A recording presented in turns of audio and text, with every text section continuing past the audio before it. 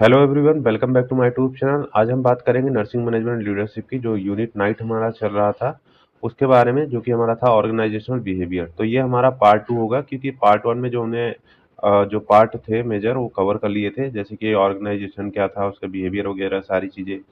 ठीक है। इस पार्ट में हम बात करेंगे कलेक्टिव बार्गेनिंग के बारे में और मोटिवेशन, उसके रिगार्डिंग जो थ्योरी दी गई है उसके बारे में। असर्टिव कम्युनिकेशन और कम्युनिटी इन ऑर्गेनाइजेशन, कि ऑर्गेनाइजेशन में कैसे कम्युनिटी क्या करती है, अपना रोल प्ले करती है, कैसे जो वर्क का डिस्ट्रीब्यूशन में हेल्प करती है, वो सारी चीज़ें हम देखेंगे वो लेक्चर में। और ये आपके टॉपिक जो दिए गए हैं ऊपर के, ये काफ़ी ज़्यादा इंपॉर्टेंट है, क्योंकि एग्जाम में डायरेक्ट क्वेश्चन पूछे जाते हैं कि कलेक्टिव बार्गेनिंग क्या होता है। ठीक है, मोटिवेशन पूछ लिया जाएगा, फिर उसकी थ्योरी पूछ ली जाएगी।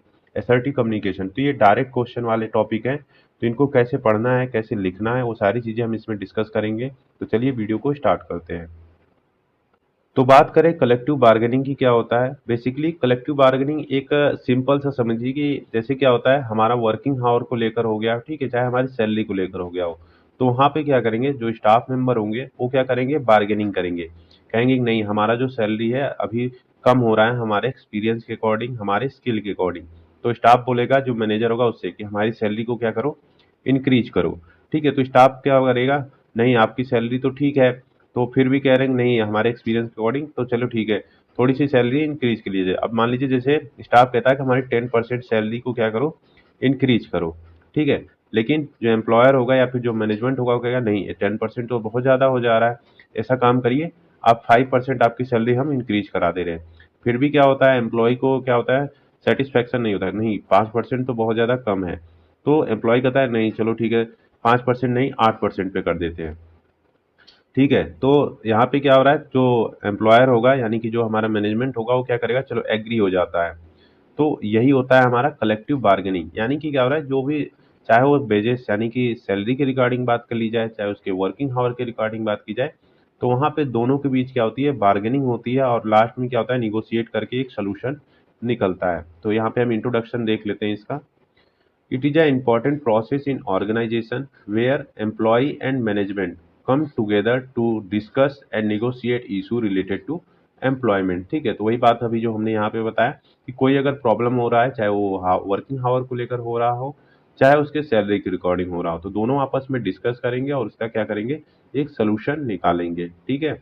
अब नर्सिंग में बात करें तो नर्सिंग में क्या होता है, ये कलेक्टिव बार्गेनिंग हेल्प करता है nurse to protect their right, improve working condition and ensure fair treatment. तो वहाँ पे क्या हो रहा है कि नर्सेस राइट को प्रोटेक्ट होता है, जो स्किल नर्सेस वगैरह हैं।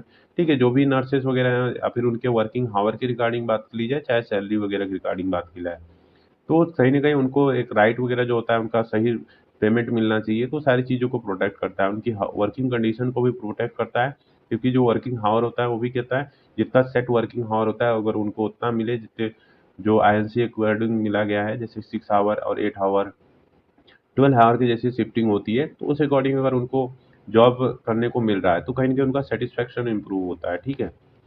उसके बाद इसका डेफिनेशन देखें, शॉर्ट में डेफिनेशन देख लेते हैं।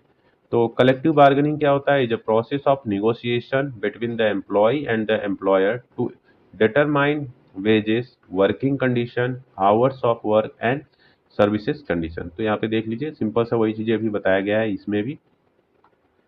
ठीक है, तो ये आपका हो गया डेफिनेशन शॉर्ट में। फिर उसके बाद हम बात करें इसके करैक्टरिस्टिक की तरफ बढ़े, तो इसका क्या करैक्टरिस्टिक होता है। सबसे पहला तो ये बोल रहा है कि ये ग्रुप एक्शन होता है। सही बात है कि जो भी एम्प्लॉय या एम्प्लॉयमेंट होता है, ठीक है, तो यहाँ पे जो एम्प्लॉय होगा वो कलेक्टिवली काम करेगा, ठीक है, ना कि एक सिंगल इंडिविजुअल। ठीक है, तो एक पर्सन के लिए ये नहीं होता, ये क्या होता है, जो एम्प्लॉय होता है वो कलेक्टिवली होता है, कई सारे एम्प्लॉय की इशू वगैरह होती है, तो ये एक ग्रुप ऑफ एक्शन होता है। दूसरा, बाई पार्टी प्रोसेस, मतलब बाई पार्टी प्रोसेस का मतलब ये हो रहा है कि इन्वॉल्व टू पार्टी, एक पार्टी इसमें इन्वॉल्व नहीं होती, इसमें दो, एक से ज़्यादा पार्टी क्या होती है, इन्वॉल्व होती हैं। ठीक है, तो ये तो हमारा हो गया बाई पार्टी। उसके बाद नेगोशिएट बेस्ड होता है। ठीक है, तो वही बात है कि इसमें नेगोशिएट बेस्ड होता है, डिस्कशन होता है और कंप्रोमाइज होता है। ठीक है, तो एम्प्लॉई और एम्प्लॉयर के बीच में क्या होगा, डिस्कशन होगा उस टॉपिक के रिकॉर्डिंग, और वहाँ पे क्या होगा, कंप्रोमाइज होगा। तो ये हमारा नेगोशिएट बेस्ड हो गया। कंटिन्यू प्रोसेस होता है, एक टाइम के लिए नहीं होता, ये कई बार टाइम के लिए होता है। ठीक है, अगेन अगेन जब भी जरूरत पड़ती है तो ये कलेक्टिव बार्गेनिंग की जाती है। म्यूचुअल एग्रीमेंट होना चाहिए। ठीक है, डिसीजन के बाद क्या होता है, दोनों जो चाहे एम्प्लॉई है और एम्प्लॉयर, दोनों की क्या होती है, एग्रीमेंट होती है उस टॉपिक के जो सोल्यूशन होता है उस पे, ठीक है। लीगल रिकॉग्नाइजेशन होता है, जो भी होता है यानी कि जो उनके राइट्स वगैरह होते हैं उनको भी क्या होता है, प्रोटेक्ट करता है ये कलेक्टिव बार्गेनिंग।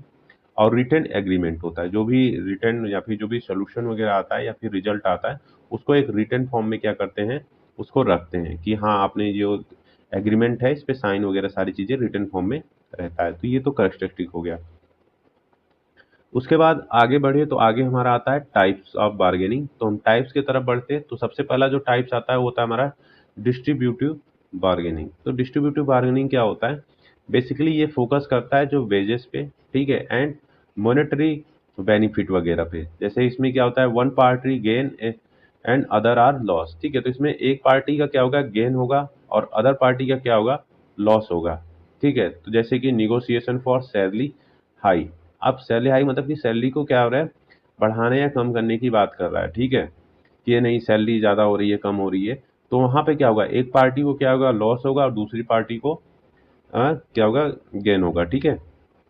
उसके बाद इंट्रो सॉरी इंटीग्रेटेड बार्गेनिंग की बात करें तो ये फोकस करता है म्यूचुअल बेनिफिट की, यानी कि यहाँ पे क्या हो रहा है, दोनों को बेनिफिट मिलेगा, एम्प्लॉय और एम्प्लॉयर दोनों को, ठीक है। तो जैसे कि फ्लेक्सिबल ड्यूटी शिफ्ट इंप्रूव करता है both nurse satisfaction and patient care, ठीक है। तो ये आप एग्जांपल लिख सकते हैं, या फिर आप लिख सकते हैं कि जो अगर अप्रोप्रिएट या फिर जो एक अमाउंट होता है जो सैलरी होती है अगर वो मिल रहा है, ठीक है, एम्प्लॉय को, और एम्प्लॉयर दे रहा है, तो वो भी कहीं ना कहीं एम्प्लॉय क्या करेगा, वर्क को अच्छे से करेगा, और जो एम्प्लॉयर होगा वो भी सेटिस्फाई होगा और एम्प्लॉय भी क्या होगा, सेटिस्फाई होगा, ठीक है। तो अप्रोप्रिएट अमाउंट वगैरह भी अगर उसको मिल रहा है तो ये भी एक एग्जाम्पल लिख सकते हैं उस वहाँ पे।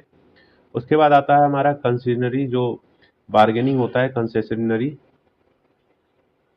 तो इसमें क्या होता है, employee agree to give up some benefit to save job. तो यहाँ पे क्या हो रहा है, एम्प्लॉय क्या करता है, गिव अप कर देता है कि हाँ उसकी जॉब बची रहे, ठीक है। तो आप क्या करेंगे, ठीक है आप जितना कह रहे हैं उतना एग्री कर ले रहे हैं।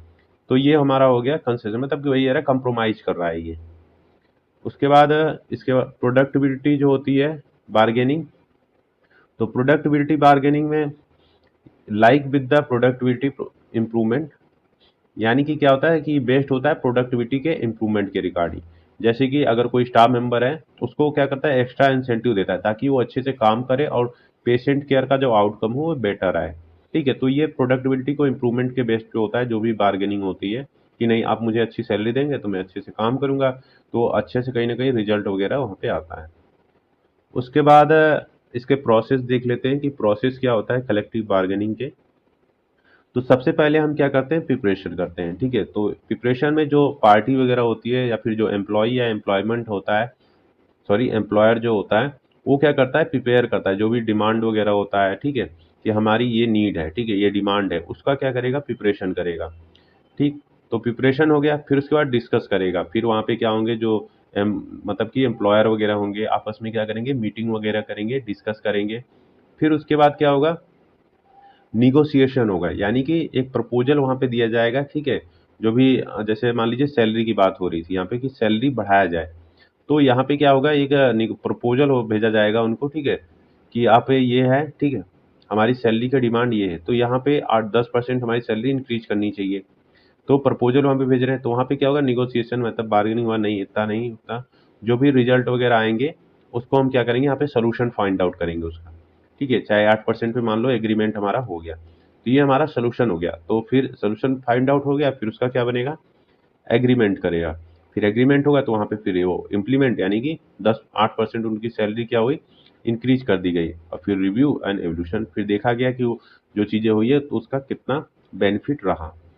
तो सबसे पहले हम क्या कर रहे हैं, प्रिपरेशन कर रहे हैं, यानी कि आइडेंटिफाई कर रहे हैं जो भी नीड है, जो भी ज़रूरत है। तो यहाँ पे नीड और ज़रूरत आप एग्जांपल लिखना चाहे तो सैलरी की नीड है, ठीक है, सैलरी इंक्रीज करने की या फिर वर्किंग आवर को कम करने की।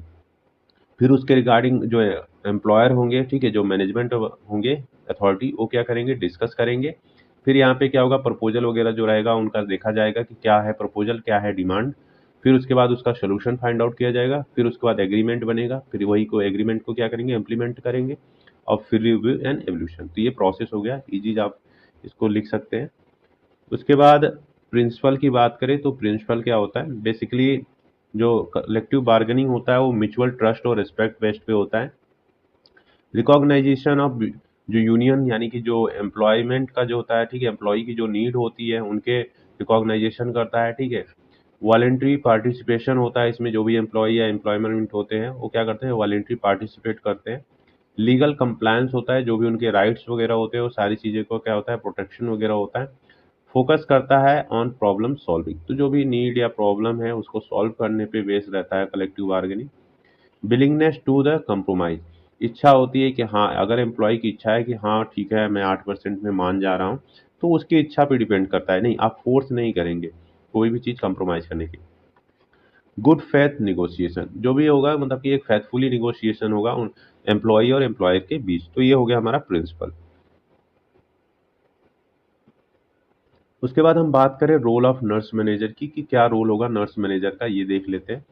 तो जो नर्स मैनेजर होती है वो एक लिंक का काम करती है, ठीक है, act as a link between the management and nurse. तो नर्स मैनेजर क्या करती है, जो भी समस्या होती है या फिर जो भी प्रॉब्लम होती है नर्सेस वगैरह का, तो क्या करेगी वो एम्प्लॉय से, अरे सॉरी, जो मैनेजमेंट होता है या फिर जो अथॉरिटी होता है उससे क्या करती है, डिस्कस करती है, ठीक है। तो एक लिंक का प्रोवाइड करती है, यानी लिंक होती है।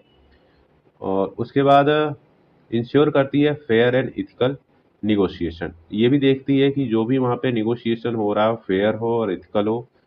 मेंटेन करती है डिसिप्लिन एंड प्रोफेशनल स्टैंडर्ड, ठीक है, तो वहाँ पर भी ये मेंटेन करती है कि जब भी आप कोई प्रपोजल वगैरह भेजें तो एक चैनल ऑफ कमांड को फॉलो करें, ठीक है। तो वहाँ पे एक डिसिप्लिन बना रहता है और प्रोफेशनल स्टैंडर्ड भी क्या होता है, मेंटेन रहता है। हेल्प करता है इम्प्लीमेंट एग्रीमेंट, अब जो भी एग्रीमेंट हुआ है, ठीक है, एम्प्लॉई और जो हमारे एम्प्लॉय हैं या फिर मैनेजमेंट है उनके बीच, उसको क्या करेगी, इम्प्लीमेंट करने का काम करेगी। प्रिवेंट करेगी कॉन्फ्लिक्ट एंड स्ट्राइक, ठीक है। तो ये क्या करेगी, अगर एम्प्लॉय की जो भी समस्या होगी उसको प्रॉपर तरीके से सुनेगी, तो उनके बीच का जो कॉन्फ्लिक्ट वगैरह हो रहा है वो भी क्या हो रहा है, कम हो रहा है। अब स्ट्राइक पे नहीं जाएंगे क्योंकि उनकी समस्याओं को क्या हो रहा है, सुना जा रहा है और उसका सोल्यूशन फाइंड आउट किया जा रहा है। कम्युनिकेट करेगी स्टाफ नीड टू मैनेजमेंट, ठीक है, तो जो भी स्टाफ नीड का होगा उसको क्या करेगी, कम्युनिकेट करेगी। उसके बाद मैनेजमेंट के पास क्या ले जाएगी, उसको ले ले जाएगी, जो भी उनकी नीड होगी, जो भी समस्या होगी। रिप्रेजेंट करेगी नर्सिंग एडमिनिस्ट्रेटर, तो नर्सिंग एडमिनिस्ट्रेटर की तरह भी क्या करती है, वो काम करती है। मान लीजिए अगर कोई नर्सिंग स्टाफ को कोई दिक्कत हो रही है, वही क्या करेगा, नर्स मैनेजर को जाएगा, हमें बताएगा कि ये दिक्कत हो रही है, आप इसकी समस्या का समाधान निकालो। तो वहाँ पे नर्स मैनेजर क्या करेगी, एडमिनिस्ट्रेटर का काम करेगी, वहाँ पे उसके प्रॉब्लम को क्या करेगी, सॉल्व करेगी, ठीक है। तो ये हो गया हमारा रोल कुछ जो नर्स मैनेजर का किया जाता है, ये आप इम्पोर्टेंट है, आप याद रखिएगा, क्योंकि डायरेक्ट क्वेश्चन ये भी पूछा जा सकता है कि नर्स मैनेजर का क्या रोल हो सकता है कलेक्टिव बार्गेनिंग में। उसके बाद हम बात करें इसके मेरिट और डिमेरिट की। मेरिट, सबसे पहली बात, मेरिट इसमें फेयर वेजेस और बेनिफिट मिलता है, जो भी एम्प्लॉय होता है उसको फेयर वेजेस और बेनिफिट मिलता है। जॉब की सिक्योरिटी उसकी बनी रहती है, ठीक है। इम्प्रूव होता है वर्किंग कंडीशन, जब उनका क्या होता है, सेटिस्फैक्शन होता है, तो कहीं ना कहीं वर्किंग कंडीशन भी इम्प्रूव होता है। रिड्यूस होता है कॉन्फ्लिक्ट, क्योंकि उनके जो प्रॉब्लम वगैरह हैं वो सॉल्व किए जा रहे हैं। और इम्प्रूव होता है प्रोडक्टिविटी, अब वो क्या करेंगे, सेटिस्फाई होंगे तो अच्छे से काम करेंगे और प्रोडक्टिविटी भी क्या होगा, इंक्रीज होगा। डीमेरिट क्या हो सकता है, सबसे पहला तो वही टाइम कंज्यूमिंग प्रोसेस है, क्योंकि इसमें मल्टीपल स्टेप्स होते हैं, आप फिर आप प्रपोजल वगैरह सेंड करेंगे सारी चीज़ें, तो एक टाइम कंज्यूमिंग प्रोसेस होता है। इंक्रीज लेबर कॉस्ट, अब कहीं न कहीं अगर बहुत ज़्यादा वहाँ पे लेबर है, हर एक लेबर का क्या हो रहा है, सैलरी इंक्रीजमेंट करा रहे हैं, तो कहीं न कहीं लेबर कॉस्ट भी क्या हो रहा है, इंक्रीज हो रहा है। डिले इन डिसीजन मेकिंग, अब डिसीजन मेकिंग में भी क्या होता है, डिले होता है। कोई चीज़ अगर हमें इमरजेंसी में करना हो कोई नीड, तो वहाँ पे क्या हो रहा है, ये हेल्पफुल नहीं रहता, ठीक है। तो ये डिले होता है डिसीजन मेकिंग में भी, क्योंकि प्रोसेस चलती है यहाँ पे, ठीक है। पहले हम अथॉरिटी से क्या करेंगे, एग्रीमेंट वगैरह लेंगे, सारी चीज़ें उनकी परमिशन लेंगे, तब जाकर ये चीज़ इम्प्लीमेंट होगा, तो कहीं ना कहीं डिसीजन मेकिंग में डिले होता है। पॉसिबिलिटी ऑफ स्ट्राइक, अगर उनकी जो नीड वगैरह फुलफिल नहीं हुई तो स्ट्राइक वगैरह पे भी क्या करते हैं, जो एम्प्लॉय होते हैं वो चले जाते हैं। तो ये हमारा हो गया डीमेरिट्स। उसके बाद हम बात करें, जो अगला हमारा टॉपिक आता है जो दिया गया इंपॉर्टेंट है, मोटिवेशन के रिकॉर्डिंग। मोटिवेशन आप लोग स्टार्टिंग से पढ़ते आ रहे हैं, फर्स्ट सेम से आप पढ़ते आ रहे हैं, मोटिवेशन क्या होता है उसकी थ्योरी वगैरह, तो आप इसको ईजिली समझ सकते हैं। तो सबसे पहले हम बात करें मोटिवेशन होता क्या है। मोटिवेशन एक इम्पॉर्टेंट होता है नर्सिंग मैनेजमेंट में, क्योंकि नर्स वर्क करती है stressful condition, demanding and people oriented environment में। सही बात है कि नर्स क्या करती है कि स्ट्रेसफुल कंडीशन, जहाँ पे क्या होता है उसकी डिमांड होती है ज़्यादा, ठीक है। पीपल ओरिएंटेड इन्वायरमेंट होता है, क्योंकि इतने सारे पेशेंट होते हैं, उन सबको कैसे हैंडल करना रहता है, तो उनके लिए एक स्ट्रेसफुल सिचुएशन होता है कि कैसे उनको हैंडल करें। अब मोटिवेटेड नर्स क्या करेगी, हाई मोरल होता है उनके वर्क का, मोर एफिशिएंटली वो काम करती है, प्रोवाइड करती है पेशेंट जो बेटर पेशेंट केयर होता है उसको, एंड रिमेन रहती है कमिटमेंट टू ऑर्गेनाइजेशन। तो एक मोटिवेटेड, अगर उसको मोटिवेशन मिलता रहेगा नर्स को, तो कहीं ना कहीं वो अच्छे से काम करेगी, जो भी ऑर्गेनाइजेशन का गोल वगैरह होगा वो भी क्या करेगी, अचीव कराने में हेल्प करती है। अब डेफिनेशन देखें तो शॉर्टली डेफिनेशन क्या होता है इसका, motivation is the inner drive, यानी हमारे अंदर की एक इच्छा होती है या फोर्स होती है, that encourage a person to work willingness and enthusiastically to achieve goal. ठीक है, तो जो भी गोल वगैरह होता है तो अपनी इच्छा से वो अपने क्या होता है, इनर पावर की वजह से वो क्या करती है, वो उस काम को करने की इच्छा होती है, यानी कि उनको मोटिवेशन मिलता है कि तुम ये चीज़ों को अगर टाइमली करोगे तो कहीं ना कहीं तुम्हारा प्रमोशन वगैरह होगा, क्योंकि वो देख रही है जो भी उसके स्टाफ वगैरह हैं वो उन्होंने अच्छा काम किया, तो उनके लिए एक मोटिवेशन मिल रहा है कि मेरे साथ वालों ने अच्छा काम किया, मेरे सीनियर ने अच्छा काम किया, फिर उनका प्रमोशन हो गया, तो उनके सीनियर क्या हुए, एक मोटिवेशन का काम कर रहे हैं उनके लिए। ठीक है, तो सिंपल समझे तो मोटिवेशन क्या करता है, answer the question why do people work, तो क्यों पीपल वर्क कर रहा है, उनकी सही बात है, क्योंकि उनको अच्छी सैलरी मिलेगी, उनको प्रमोशन मिलेगा, उनको जॉब स्टेबिलिटी वगैरह मिलेगी। उसके बाद इंपॉर्टेंट क्या हो सकता है नर्सिंग में, ये देख लेते हैं। तो इंपॉर्टेंट की बात करें तो सबसे पहला होता है improve quality of patient care. ठीक है, तो कहीं ना कहीं जो पेशेंट की क्वालिटी ऑफ केयर होगा वो इम्प्रूव होगा, उनको अगर एक मोटिवेटेड नर्स काम करेगी तो। उसके बाद इन्हेंस होगा प्रोडक्टिविटी, सही बात है, अगर काम अच्छे से करेगी तो प्रोडक्टिविटी भी अच्छे से होगा। इंक्रीज होगा जॉब सेटिस्फैक्शन, ठीक है, रिड्यूस होगा absenteeism एंड टर्नओवर, और इंकरेज होगा प्रोफेशनल ग्रोथ। तो ये बेसिकली इंपॉर्टेंट होता है नर्सिंग में। अब टाइप्स देख ले तो बेसिकली ये दो तरह से होता है, पहला तो होता है हमारा इंस्ट्रिक्सिंग, यानी कि जो हमारे अंदर से निकला, और दूसरा होता है हमारा एक्सट्रिंसिक। इंट्रिंसिक की बात करें तो motivation from the with in the individual, तो जो इंडिविजुअल के अंदर से मिलता है, जैसे कि उसकी feeling, nurse feeling proud after the successfully caring for a critical patient. तो नर्स क्या करेगी, अगर वो क्या करेगी, किसी भी पेशेंट को हैंडल कर रही है, ट्रीटमेंट प्रोवाइड या केयर प्रोवाइड कर रही है, तो अगर वो सक्सेसफुली रहा, पेशेंट का आउटकम क्या रहा, बेटर रहा, तो नर्स अपने आप को कैसा फील करेगी, प्राउड फील करेगी। तो उसके अंदर से क्या हो रही है, एक मोटिवेशन मिल रहा है उसको कि हाँ मैंने अच्छा काम किया और पेशेंट मेरे काम से खुश हैं, ठीक है, उनको जल्दी हो रहे हैं। ठीक है, तो उसके अंदर की ये मोटिवेशन है। बाहर क्या होता है, मतलब कि एक्सट्रिंसिक मोटिवेशन, यानी कि motivation provide by the external rewarded, जैसे कि बेस्ट नर्स अवार्ड उसको मिल रहा है, ठीक है, प्रमोशन मिल रहा है टू सीनियर नर्स। तो कहीं ना कहीं ये एक्सटर्नल फोर्स होता है जो कि उसको अंदर से ड्राइव निकलता है कि मोटिवेशन, हाँ मैं अच्छा काम कर रही हूँ, मेरा कहीं ना कहीं मुझे अवार्ड मिल रहा है, मुझे सम्मानित किया जा रहा है। तो ये हो गया एक्सट्रिंसिक मोटिवेशन। उसके बाद हम बात करें मोटिवेशन थ्योरी की, तो ये इंपॉर्टेंट है मोटिवेशन थ्योरी, जो कि ऑलरेडी हम लोग पहले से ही पढ़ते आ रहे हुए हैं। मैस्लो हायरार्की, जो हायरार्की नीड है उसकी थ्योरी है पहले, तो इसमें 5 नीड दिया गया था। सबसे पहले दिया गया था फिजियोलॉजिकल नीड। अब जैसे कि अब नर्स की क्या फिजियोलॉजिकल नीड हो सकती है ये हम देखते हैं, तो उसकी नीड हो सकती है सैलरी, हो सकता है रेस्ट प्रॉपर मिले, फूड वगैरह मिले उनको। सेफ्टी नीड क्या होगी, जॉब सिक्योरिटी उनकी बनी रहे, सेफ वर्किंग एनवायरनमेंट उनको मिले। ठीक है, सोशल नीड या फिर लव एंड बिलोंगिनेस, जैसे कि उसको टीम वर्क मिले, ठीक है, टीम वगैरह कोऑर्डिनेशन अच्छे से बने, बिलोंगिनेस रहे उनके साथ। उसके बाद स्टीम नीड क्या होगी, रिकॉग्नाइजेशन हो उनका, प्रमोशन हो टाइम टू टाइम, उनकी वैल्यू की जाए, रेस्पेक्ट की जाए। ठीक है, तो ये उनकी नीड हो गई। सेल्फ एक्चुअलाइजेशन नीड क्या होगा, प्रोफेशनल ग्रोथ और उनकी क्रिएटिविटी अच्छे से बनी रहे। तो ये एक नर्सिस के लिए कैसे इंपॉर्टेंट है मोटिवेशन थ्योरी, तो यहाँ पे मैंने एग्जांपल दे दिया गया है। ऐसे ही आप वहाँ पर भी लिखेंगे जब भी एग्जाम में पूछा जाएगा मोटिवेशन थ्योरी। दूसरी जो थ्योरी दी गई है वो हर्जबर्ग के टू फैक्टर थ्योरी है। इसमें क्या बात कर रहा है, इसमें दो फैक्टर को लेकर बात कर रहा है। पहला फैक्टर है हाइजीन फैक्टर और दूसरा फैक्टर है मोटिवेशन फैक्टर। पहले फैक्टर में क्या बात कर रहा है कि बेसिकली जो एम्प्लॉय होगा उसके सेटिस्फेक्शन को लेकर बात कर रहा है। दूसरा फैक्टर ये बोल रहा है कि एम्प्लॉयमेंट सेटिस्फेक्शन भी हो और मोटिवेटेड भी हो। तो ये मोटिवेशन और सेटिस्फेक्शन को लेकर बात कर रहा है। तो जैसे कि जिसमें सैलरी वगैरह हो गई, वर्किंग कंडीशन हो गया, और this prevent dissatisfaction but do not motivate, तो ये मोटिवेट नहीं कर रहा है, सिर्फ उसके जो एम्प्लॉय के सेटिस्फैक्शन है उसको क्या कर रहा है, प्रोवाइड करा रहा है। और ये मोटिवेशन फैक्टर ये कि अचीवमेंट वगैरह हो गया, रिकॉग्नाइजेशन हो रहा है एम्प्लॉय का, ठीक है, रिस्पॉन्सिबिलिटी वगैरह वो समझा जा रहा है। तो कहीं ना कहीं उसके जॉब सेटिस्फैक्शन भी इंक्लूड हो रहा है, मोटिवेशन भी हो रहा है। तो ये हर्ट्जबर्ग की टू फैक्टर थ्योरी थी। ऑलरेडी ये सब हम लोग पढ़ रखे हैं, सेकंड यूनिट में भी पढ़े थे। ये जो थ्योरी दी गई है वो एमसी ग्रेगर थ्योरी, जो एक्स एंड वाई की थ्योरी थी। तो एक्स एंड वाई वो बात करते हैं कि दो तरह से एम्प्लॉय होते हैं। एक ऐसे होते हैं जो कि क्या होता है, काम को अच्छे तरीके से करते हैं, और एक अच्छे होते हैं जो कि काम को अच्छे तरीके से नहीं करते हैं। तो जो थ्योरी एक्स है वो ये बताता है जो एम्प्लॉय होते हैं वो अच्छे तरीके से काम नहीं करते हैं, उनको क्या होती है, स्ट्रिक्ट सुपरविजन की जरूरत होती है। वहीं अगर जो थ्योरी वाई हमें ये बता रही है कि एम्प्लॉय होते हैं जो अच्छे से काम करते हैं, एंजॉयफुल काम करते हैं, उनको वो सेल्फ क्या होते हैं, मोटिवेटेड रहते हैं। तो ये थ्योरी हमें ये बताती है।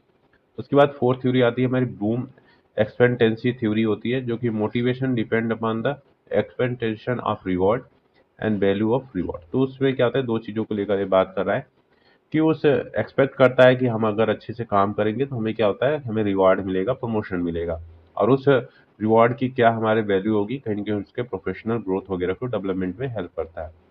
अब नर्स क्या करेगी, work harder when they are expected promotion या फॉर गुड परफॉर्मेंस। ठीक है, तो क्या करेगी, गुड परफॉर्मेंस करेगी जब भी वो एक्सपेक्ट कर रही है कि उसको प्रमोशन मिले। ठीक है, तो ये इसका एग्जांपल देख सकते हैं आप। उसके बाद हम बात करें इसमें तो फैक्टर अफेक्टिंग मोटिवेशन, तो क्या फैक्टर आते हैं जो कि मोटिवेशन को अफेक्ट करते हैं, उसको देख लेते हैं। तो जैसे कि इसमें दिया गया है रिवॉर्ड्स के बारे में, यानी कि जो मॉनेटरी जो रिवॉर्ड वगैरह होते हैं, जैसे वेजेस, अलाउंस हो गया, बोनस वगैरह हो गया, टाइम टू टाइम अगर मिलता रहेगा एम्प्लॉय को तो कहीं ना कहीं उनका मोटिवेशन बना रहता है। उसके बाद कंटिन्यू उनको एजुकेशन वगैरह प्रोग्राम में चलाया जाए ताकि वो चीज़ों को सीखे, लर्न करे, स्किल डेवलपमेंट वगैरह हो। एम्प्लॉय वेलफेयर एक्टिविटी भी वहाँ पे हो, उस ऑर्गेनाइजेशन में एम्प्लॉय वेलफेयर एक्टिविटी वगैरह भी कराई जाए टाइम टू टाइम, जिससे उनको मोटिवेशन मिलता रहता है। एप्रिसिएशन एंड रिकॉग्नाइजेशन, जो भी एम्प्लॉय अच्छा काम कर रहा है उसको अप्रिसिएट करें, उसके वर्क के रिगार्डिंग उसको रिकॉग्नाइज करें कि हाँ आपने अच्छा काम किया। जॉब सिक्योरिटी प्रोवाइड करे, ठीक है, जो भी वो एम्प्लॉय वगैरह होगा उसका टाइम टू टाइम क्या होगा, प्रमोशन वगैरह होता रहेगा, तो कहीं ना कहीं उसको लगेगा कि हाँ मेरी जॉब सिक्योरिटी बनी है। जॉब इनरिचमेंट का मतलब ये हो रहा है कि कहीं ना कहीं उसको जो बेनिफिट वगैरह, जो बोनस वगैरह दिए जा रहे हैं, ठीक है, वो सारी चीज़ें उसको मिले time to time. Good IPR and open communication, जो भी एम्प्लॉय है और एम्प्लॉयर के बीच में जो भी कम्युनिकेशन हो वो कैसा हो, अच्छा हो। ठीक है, positive and healthy work environment, तो जो भी एम्प्लॉय जहाँ पे काम कर रहा है उसको एक पॉजिटिव और हेल्दी वर्क एनवायरमेंट प्रोवाइड करेंगे तो कहीं ना कहीं वो एम्प्लॉय मोटिवेटेड फील करता है खुद को। फ्लेक्सिबल वर्क शेड्यूल, ठीक है, तो कहीं ना कहीं फ्लेक्सिबिलिटी भी होनी चाहिए वर्क करने के लिए, रिजिड नहीं होनी चाहिए कि हाँ आपको इतने हावर करनी है, इतने इस टास्क को इतने हावर में या फिर इतने दिन में कंप्लीट करना है, तो कहीं ना कहीं उनके पास एक स्ट्रेसफुल इन्वायरमेंट क्रिएट हो जाता है उस टाइम। तो उस चीज़ में फ्लेक्सिबिलिटी थोड़ी होनी चाहिए कि हाँ अगर आपने इतने दिन में नहीं किया तो कोई बात नहीं है, आप कल तक इसको कर दीजिएगा। तो इससे क्या होगा, जो एम्प्लॉय भी क्या होगा, सेटिस्फाई होगा और मोटिवेशन के साथ काम करेगा। अब उसके बाद strategy to create a motivating climate at work place, तो क्या स्ट्रेटजी अपनाएंगे कि कैसा मोटिवेशन क्लाइमेट बना रहे उस वर्क प्लेस पे या फिर उस ऑर्गेनाइजेशन में। तो नो इच एम्प्लॉय नीड, तो सबसे पहली बात है कि जो भी एम्प्लॉयर होगा, ठीक है, जो भी मैनेजमेंट होगा वो उसको पता होना चाहिए कि एम्प्लॉय की जरूरत क्या है। ठीक है, क्रिएट सपोर्टिव वर्क कल्चर, ठीक है, तो उसके वर्क यानी कल्चर के अकॉर्डिंग क्या होगा, वर्क एरिया को परफॉर्म करेंगे या फिर जो भी उसका वहाँ का इन्वायरमेंट होगा वो सपोर्टिव वर्क इन्वायरमेंट होना चाहिए उसके कल्चर के अकॉर्डिंग। प्रोवाइड करेंगे एडुकेट फैसिलिटी, अब जो भी स्टाफ की नीड होगी, जो भी फैसिलिटी उसकी ज़रूरत होगी ताकि वो अच्छे से काम करे उसको प्रोवाइड करेंगे। प्रोवाइड करेंगे फीडबैक, अब ये भी रहता है कि जो भी स्टाफ अच्छे से काम कर रहा है तो उसके फीडबैक भी प्रोवाइड करें, हाँ आप अच्छा काम कर रहे हैं, तो कहीं ना कहीं उसको एक मोटिवेशन मिलता है। सेट करते हैं रियलिस्टिक गोल, तो कहीं ना कहीं एक रियलिस्टिक गोल सेट करेंगे उनके लिए। ठीक है, कि अगर आपने ये टास्क को अचीव कर लिया, ठीक है, आपने ये गोल को अचीव कर लिया तो आपको क्या होगा, रिवॉर्ड दिया जाएगा, ठीक है, सम्मानित किया जाएगा, नहीं तो आपका प्रमोशन वगैरह होगा, तो उनको भी क्या होगा, एक मोटिवेशन फील होता है। एप्रिसिएशन एंड रिवॉर्डेड, वही बात है यहाँ पर भी कि अप्रिशिएट किया जाएगा उनके वर्क को लेकर, उनके परफॉर्मेंस को लेकर, उनको रिवॉर्ड वगैरह या फिर अलाउंस वगैरह जो भी दिया जाएगा। डेलीगेशन, कहीं न कहीं अगर जॉब का क्या होगा, डेलीगेशन होगा, डिस्ट्रीब्यूशन होगा, तो कहीं न कहीं उनका वर्कलोड भी क्या होगा, इस रिड्यूस होगा और ये स्ट्रेस फ्री फ्री वो क्या करेंगे, फ़ील करेंगे। तो कहीं न कहीं वो फिर ये भी मोटिवेशन का काम करता है। इनकरेज कॉर्पोरेशन एंड कोऑर्डिनेशन, तो कहीं न कहीं अगर उनके बीच कॉर्पोरेशन अच्छा से रहेगा, कोऑर्डिनेशन अच्छा से बना रहेगा टीम मेंबर के बीच, तो ये भी एक मोटिवेशन का काम करता है। Provide opportunity for self development, तो जो भी एम्प्लॉयमेंट, ठीक है, एम्प्लॉयर है, ठीक है, वो क्या करेंगे, प्रोवाइड करेंगे एम्प्लॉय को कि आप अपने सेल्फ डेवलपमेंट के स्किल के लिए जो भी प्रोग्राम वगैरह में पार्टिसिपेट करना चाहते हैं तो आप वॉलंटरी पार्टिसिपेट कर सकते हैं। तो ये कुछ स्ट्रेटजी होगी जो कि एक मोटिवेटिंग क्लाइमेट क्रिएट करने में हेल्प करती है किसी भी वर्क प्लेस या फिर ऑर्गेनाइजेशन में। अब इसको भी पढ़ लेंगे, अच्छे से जाएंगे। उसके बाद इसमें आता है मोरल बिल्डिंग। मोरल बिल्डिंग भी इंपॉर्टेंट होता है किसी भी ऑर्गेनाइजेशन में, एम्प्लॉय को लेकर बात करें चाहे एम्प्लॉयर को लेकर हम बात करें। तो मोरल इज क्या होता है, mental and emotional attitude of the employee toward their work and organisation. तो उसका क्या बिलीफ है, क्या वैल्यू है, क्या एटीट्यूड वगैरह है उस ऑर्गेनाइजेशन के प्रति एम्प्लॉय का, वो हमें ये दिखाता है मोरल बिल्डिंग। तो मोरल क्या करता है, सो हाउ हैप्पी, यानी कि एम्प्लॉय कैसे हैप्पी है, कॉन्फिडेंट है, सेटिस्फाइड है एम्प्लॉय यार, ठीक है, तो कितना वो हैप्पी है, ठीक है, और कॉन्फिडेंट है, सेटिस्फाई है एम्प्लॉय उस ऑर्गेनाइजेशन से। तो ये हमारा उसका मोरल शो करता है। और ये क्या होता है, importance of high moral in nursing, क्या इंपॉर्टेंस हो सकता है अगर उनको हाई मोरल वगैरह नर्सिंग में मिले तो बेटर वो टीम वर्क करेंगे, ठीक है, पॉजिटिव वर्क इन्वायरमेंट क्या होगा वहाँ पे बना रहेगा, लेस स्ट्रेस रहेगा, बर्नआउट जो एम्प्लॉय वगैरह होंगे उनको स्ट्रेस नहीं होगा, बर्नआउट नहीं होंगे, इंप्रूव होगा पेशेंट केयर और रिड्यूस होगा स्टाफ टर्नओवर। तो वहाँ से स्टाफ वगैरह भी कम छोड़ के जाएंगे क्योंकि वो सेटिस्फाई हो रहे हैं अपने वर्क परफॉर्मेंस से या फिर वर्क के कंडीशन से। अब उसके बाद फैक्टर अफेक्टिंग मोरल, कौन से फैक्टर होंगे जो कि मोरल को अफेक्ट कर रहे हैं। तो सबसे पहला है इसमें लीडरशिप स्टाइल दिया गया है कि अगर लीडरशिप स्टाइल अच्छा होगा, गुड होगा, ठीक है, तो कहीं ना कहीं ये क्या करेगा, इम्प्रूव करता है मोरल को अच्छे से बनाए रखने में। वर्किंग कंडीशन, अगर वर्किंग कंडीशन भी क्या होगी, सूटेबल होगी, स्टाफ फ्रेंडली होगा, तो कहीं न कहीं वो भी एक मोरल बिल्डिंग का काम करता है। रिकॉग्नाइजेशन, ठीक है, स्टाफ अगर कोई अच्छा काम कर रहा है, उसके परफॉर्म कर रहा है तो उसका रिकॉग्नाइजेशन वगैरह हो टाइम टू टाइम। वर्कलोड वगैरह को लेकर बात करें, यानी कि एम्प्लॉय को ज़्यादा वर्कलोड ना प्रोवाइड किया जाए, ठीक है, वर्क का क्या हो, डिस्ट्रीब्यूशन वगैरह हो, तो कहीं न कहीं वहाँ पर भी उनके मोरल को लेकर बात किया है, उनके मोरल डेवलपमेंट को। इंटरपर्सनल रिलेशनशिप, अगर एम्प्लॉय और एम्प्लॉयर के बीच रिलेशनशिप अच्छा रहता है तो कहीं न कहीं वहाँ पर भी मोरल जो बिल्डिंग की बात करें या फिर डेवलपमेंट की बात करें वो भी अच्छा होता है। सैलरी और बेनिफिट, तो कहीं न कहीं अगर टाइम टू टाइम उनकी सैलरी वगैरह, ठीक है, इंसेंटिव वगैरह उनको मिलता रहेगा, उनको सैलरी वगैरह बढ़ाई जाए, तो कहीं न कहीं ये भी मोरल को बिल्ड करने में हेल्प करता है। उसके बाद moral building technique in nursing, तो क्या टेक्निक होता है मोरल बिल्डिंग का ये देख लेते हैं। गुड लीडरशिप, ठीक है, अभी हम बात कर रहे थे यहाँ पे कि लीडरशिप की स्टाइल अच्छी होगी तो कहीं ना कहीं ये भी टेक्निक क्या होता है कि मोरल को बिल्डिंग टेक्निक होता है। पार्टिसिपेशन इन डिसीजन मेकिंग, जो भी एम्प्लॉय होंगे अगर वो पार्टिसिपेट करेंगे किसी भी डिसीजन मेकिंग में, उनको मतलब कि एक राइट होता है कि आप पार्टिसिपेट कर सकते हैं, तो वहाँ पर भी क्या होता है, एक मोरल बिल्डिंग का काम करता है ये। ट्रेनिंग एंड डेवलपमेंट, उनको टाइम टू टाइम क्या ट्रेनिंग हो, उनका डेवलपमेंट हो, तो ये भी कहीं ना कहीं एक हेल्प करता है मोरल डेवलपमेंट में या बिल्डिंग में। रिकॉग्नाइजेशन एंड अप्रिसिएशन, ऑलरेडी ये सब हमने यहाँ पे फैक्टर पढ़ लिए, वही यहाँ पे टेक्निक में भी लगभग आ रहा है। फेयर ट्रीटमेंट, तब तो जो भी एम्प्लॉय वगैरह हैं जो भी काम कर रहे हैं उनको फेयरली ट्रीटमेंट वगैरह प्रोवाइड किया जाए। इट मीन्स कि उनको क्या करें, फेयरली उनको इंसेंटिव वगैरह दिया जाए, ठीक है, उनको वर्क के कंडीशन जो जॉब वगैरह वर्क वगैरह डिस्ट्रीब्यूट कर रहे हैं फेयरली डिस्ट्रीब्यूट करें, ये नहीं कि किसी को ज़्यादा वर्क दे दिए किसी को कम, और हेल्दी वर्क इन्वायरमेंट बना के रखे। तो ये एक टेक्निक होता है नर्सिंग में मोरल बिल्डिंग का। उसके बाद नर्स मैनेजर का क्या रोल होता है, ये भी आप लगभग देखेंगे सिमिलर ही मिलेगा। अंडरस्टैंड करेंगे, ठीक है, स्टाफ की नीड, जो भी स्टाफ की नीड होगी नर्स मैनेजर क्या करती है, अंडरस्टैंड करती है, उसको रिजॉल्व करती है, प्रोवाइड करती है गाइडेंस एंड सपोर्ट, जो भी नर्सेस में रहती है उनको सपोर्ट और गाइडेंस प्रोवाइड करती है, रिकॉग्नाइज करती है और रिवार्ड परफॉर्मेंस देती है उनको उनके अच्छे काम के या परफॉर्मेंस के रिकॉर्डिंग, ठीक है, मेंटेन करती हैं ओपन कम्युनिकेशन हो उनके बीच, ठीक है, रिजॉल्व करती है जो भी कंफ्लिक्ट हो वो भी फेयरली कैसे हो, रिजॉल्व हो, प्रमोट हो तो प्रोफेशनल को, जो भी वहाँ पे एम्प्लॉय या नर्सिंग स्टाफ वगैरह काम कर रहे हैं उनका प्रोफेशनली ग्रोथ हो, ठीक है, इनकरेज हो टीम वर्क। तो ये सारी चीज़ें नर्स मैनेजर क्या करेगी, देखेगी। उसके बाद हमारा आता है इसमें लास्ट आता है, अभी इसके बाद एक टॉपिक है असर्टिव कम्युनिकेशन है ये। तो असर्टिव कम्युनिकेशन क्या होता है ये देख लेते हैं, क्योंकि ये दिया गया है हमारे सिलेबस में, इंपॉर्टेंट भी है असर्टिव कम्युनिकेशन। ये इंपॉर्टेंट ऑर्गेनाइजेशन के लिए भी है, मतलब कि आपके एग्जाम के पॉइंट ऑफ से भी इंपॉर्टेंट है, साथ में आपके लाइफ के स्टाइल को भी मॉडिफाई करने के लिए भी इंपॉर्टेंट होता है कि आपको पता होना चाहिए कि कैसे आपको टॉक करना है, कम्युनिकेट करना है जब आपको कोई भी ऐसी सिचुएशन में हो जहाँ पे आपको बोलना है, ठीक है, तो कैसे आप बोलेंगे, कैसे खुद को मेंटेन रखेंगे, वो सारी चीज़ें इसमें बताया गया है असर्टिव कम्युनिकेशन के अंतर्गत। अब जैसे कि communication is the key part of nursing practice. Nurse communicate करती है with the patient, family, doctor and other care health worker. तो कहीं ना कहीं उसको क्या होता है, एक प्रॉपर कम्युनिकेशन की टेक्निक पता होनी चाहिए कि कैसे, कब, कहाँ पे क्या बोलना रहेगा, ठीक है, वो सारी चीज़ें नर्स को पता रहती है।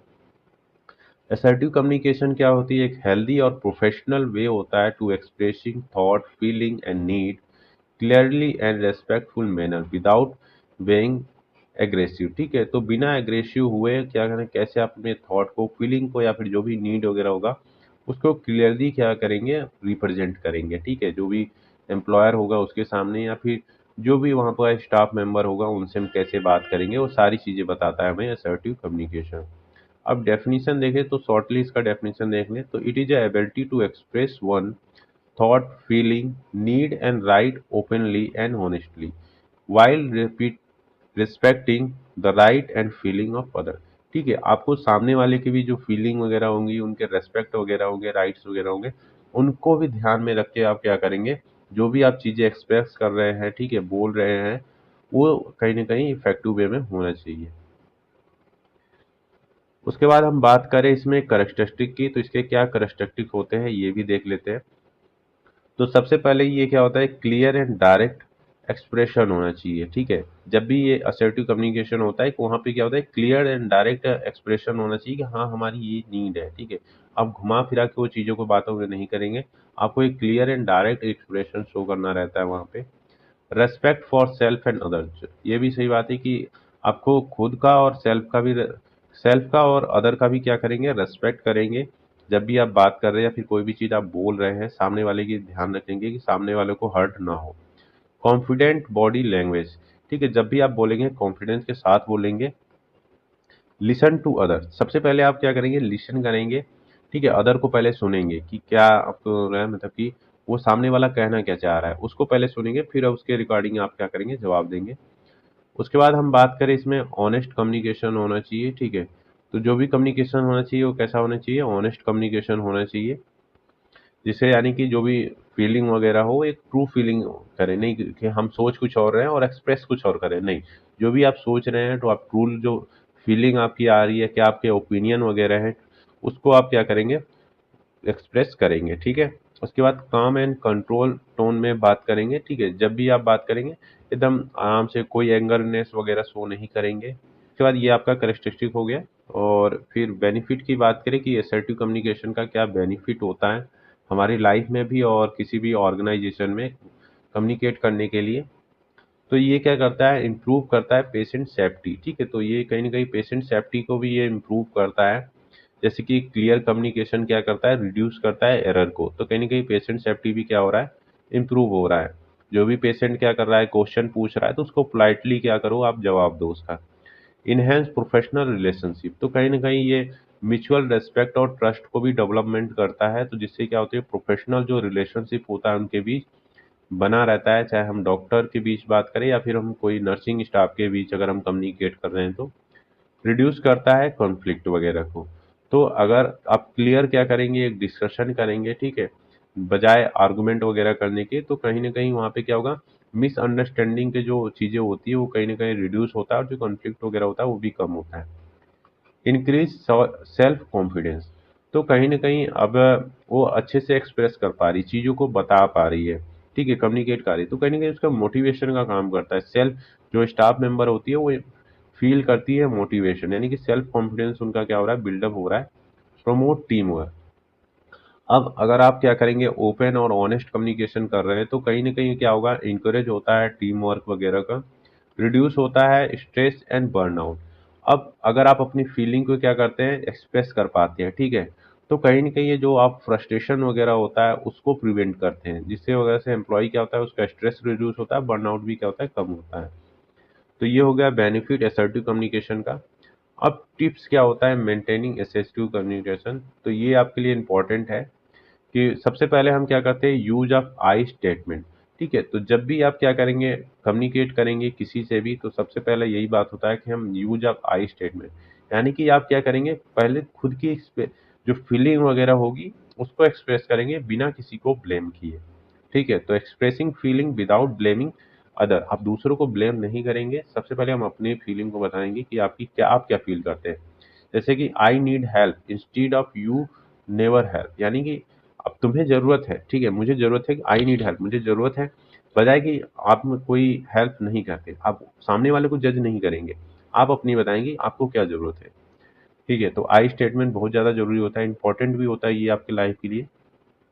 मेंटेन आई कांटेक्ट, जब भी आप बात करेंगे, कम्युनिकेट करेंगे किसी से भी, तो आप आई कांटेक्ट बनाएंगे, तो ये आपको दिखाता है कि आप कॉन्फिडेंस हैं और सिंसियरिटी आपके अंदर शो होती है। ठीक है, उसके बाद control tone and body language.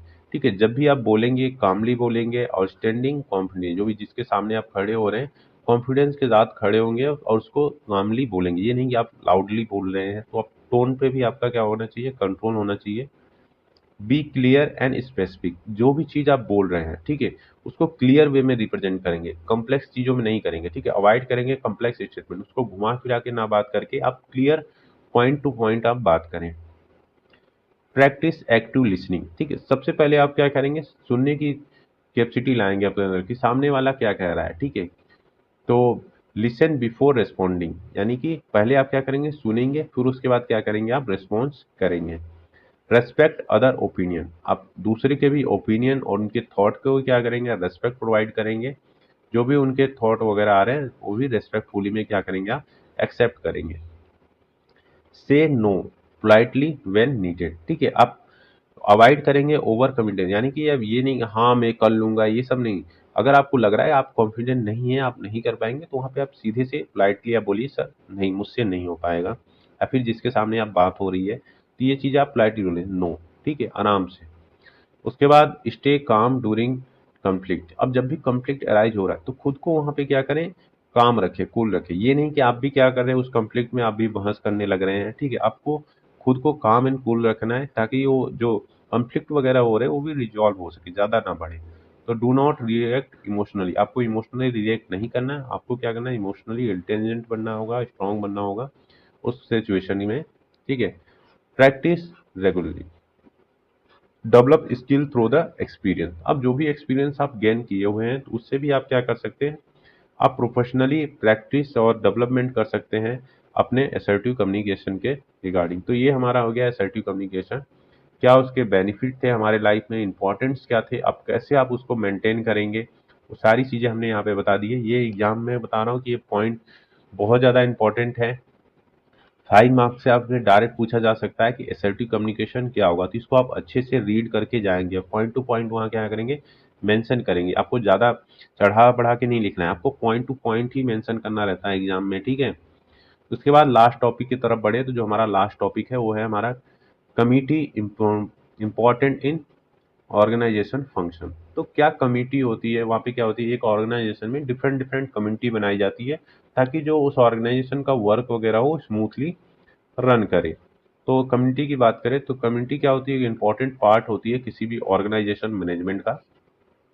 इन अगर हॉस्पिटल और नर्सिंग इंस्टीट्यूशन की बात करें तो many decision can not be taken by one person alone. ठीक है, तो सही बात है कि एक ही पर्सन हर एक डिसीजन को लेने के लिए सफिशिएंट नहीं रहता है, तो वहाँ पे मल्टीपल कमेटी बनाई जाती है, हर एक डिसीजन को अपना अपना क्या करेगी, डिफरेंट में अगर जो भी कमेटी बनाई जाएगी जिसके लिए रिस्पॉन्सिबिलिटी दी जाएगी तो वो कमेटी क्या करेगी, जो भी डिसीजन वगैरह होगा वो लेगी। तो कमिटी क्या करती है, हेल्प करती है collective decision making, planning, coordinating and problem solving. ठीक है, उसका डेफिनेशन देखें शॉर्टली इसका, तो a committee is a group of person appointed to perform specific function, work recommendation and task and take decision on matter related to organisation goal. तो कहीं ना कहीं वो कमेटी क्या होगी, रेस्पॉन्सिबल होगी, जिसमें ग्रुप ऑफ पीपल होंगे या पर्सन होंगे जो कि स्पेसिफिक टास्क या फंक्शन के लिए असाइन किए जाते हैं। तब उस टास्क के रिगार्डिंग जितने भी डिसीजन वगैरह लेने रहते हैं तो वो कमेटी क्या करती है, वो सारे डिसीजन को लेती है। उसके बाद हम बात करें इसमें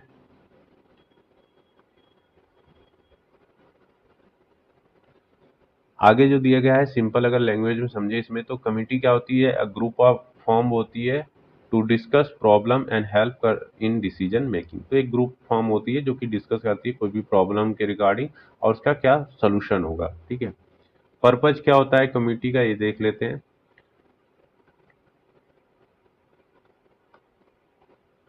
तो to assist management in decision making, तो असिस्ट करती है जो भी मैनेजमेंट होता है या फिर जो भी वहाँ पे अथॉरिटी वगैरह होती है, ठीक है, कैसे उसको हम असिस्ट करना है, कैसी चीज़ों को मैनेज करना है, वो सारी चीज़ों में हेल्प करती है, ठीक है। टू शेयर वर्कलोड, ठीक है। अब ये भी क्या होता है, जो वर्क डिस्ट्रीब्यूशन की बात कर रहे हैं, डेलीगेशन वर्क की बात कर रहे हैं, तो कहीं ना कहीं हर एक एम्प्लॉय का या हर एक कमिटी का क्या होगा, अपना एक वर्कलोड होगा या फिर टास्क होगा, तो कहीं ना कहीं वर्कलोड भी क्या होगा, रिड्यूस होगा, एक ही पर्सन पे सारे जो वर्क नहीं रहेगा इस पे। To ensure participation of staff, ये भी इंश्योर करेगा कि स्टाफ का पार्टिसिपेशन भी वहाँ पे होगा, इन्वॉल्वमेंट होगा। टू सॉल्व ऑर्गेनाइजेशन प्रॉब्लम, अब जो भी ऑर्गेनाइजेशन के डिफरेंट डिफरेंट प्रॉब्लम होते हैं, तो डिफरेंट डिफरेंट कम्युनिटी बनाई जाती है उस प्रॉब्लम को सॉल्व करने के लिए।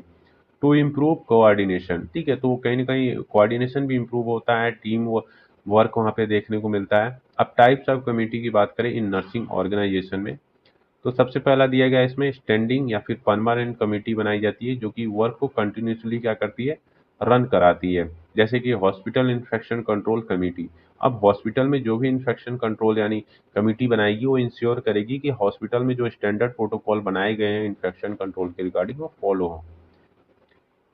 एड हॉक, ये जो कि टेम्पोररी कमेटी होती है, जो फॉर्म होती है स्पेसिफिक पर्पज के लिए, जैसे कि डिजास्टर मैनेजमेंट कमेटी हो गई।